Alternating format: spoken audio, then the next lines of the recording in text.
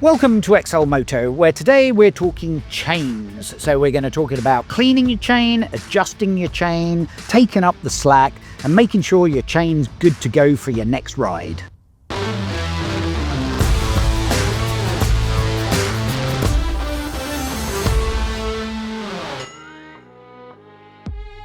Okay, so what do you need for correct chain maintenance? Well, you need chain cleaner, you need chain lube, preferably a specialist chain brush, although you can use a paintbrush, an old paintbrush, or even a toothbrush if you haven't got one of these.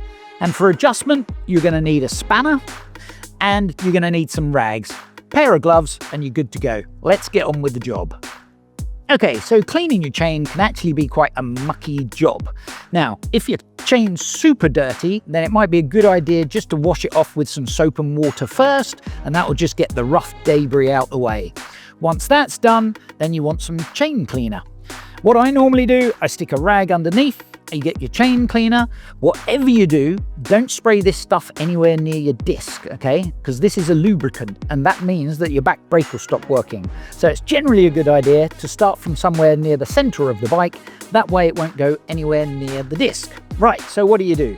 Grabbing hold of the back wheel, we're going to spray while moving the chain.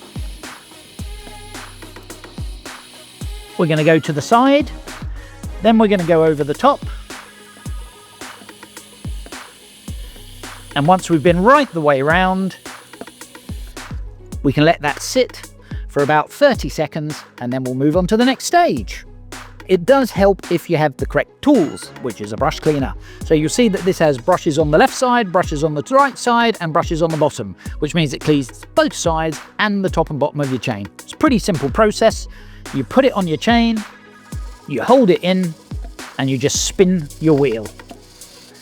This will take any excess dirt off your chain. Once you've gone round one way, you can put it over the top and repeat the process.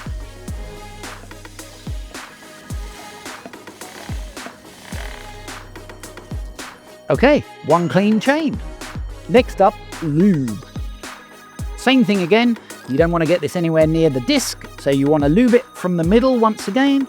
I've got a rag on the floor just to take up any spillage, and you just simply want to give that a spray while twisting the wheel. You want it on the outside, and then once it's nicely lubed up all the way around, over the top and towards the back.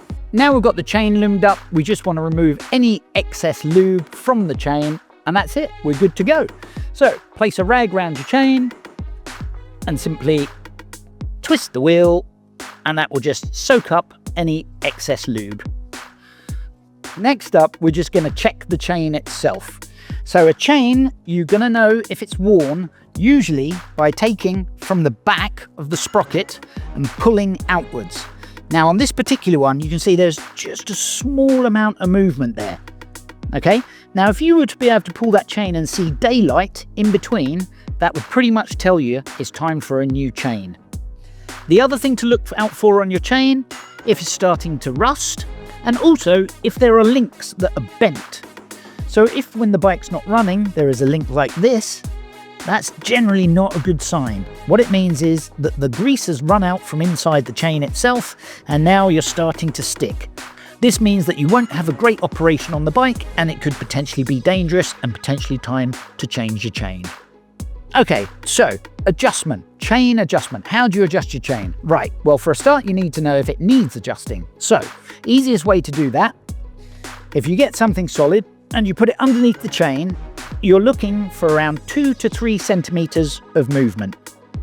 So 2 to 3 centimeters of movement is the correct adjustment on a chain. You can probably find it in your owner's manual and it will give you a specific, precise amount, and it does vary on the motorcycle. So if you're on a road bike, you want a tighter chain because there's a lot more power going down and the suspension doesn't move very far, so it wants to be tight, 20 to 30 millimeters. However, if you're on a motocross bike, you're going to want a little bit more excess because there's so much movement in the suspension that the chain actually wants to be a little bit looser because the amount of angle that's moving means the chain needs to be a little bit more slack. So you're probably going to want about 30 to 40 millimeters of movement if you have a motocross bike. But mainly we're talking about road bikes and street bikes. 20 to 30 millimeters is all you need.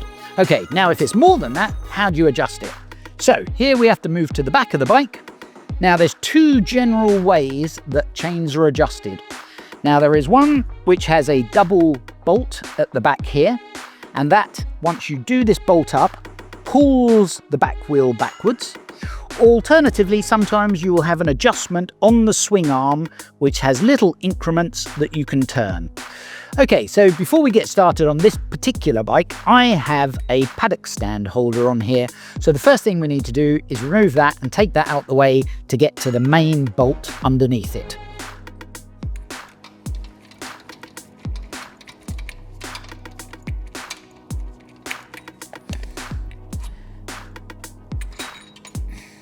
Okay, so now we've removed our paddock stand holder, the next thing is to undo and loosen the main nut, which will release the pressure and allow us to move the wheel backwards and adjust and tension the chain.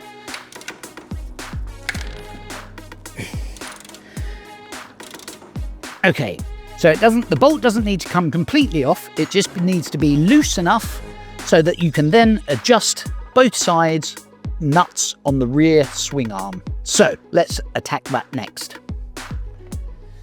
So what we have here is we have a locking nut, and then we have the main nut that adjusts the tension on the chain. So the first thing we're going to do is we're just going to loosen off the locking nut, and we do this on both sides of the bike.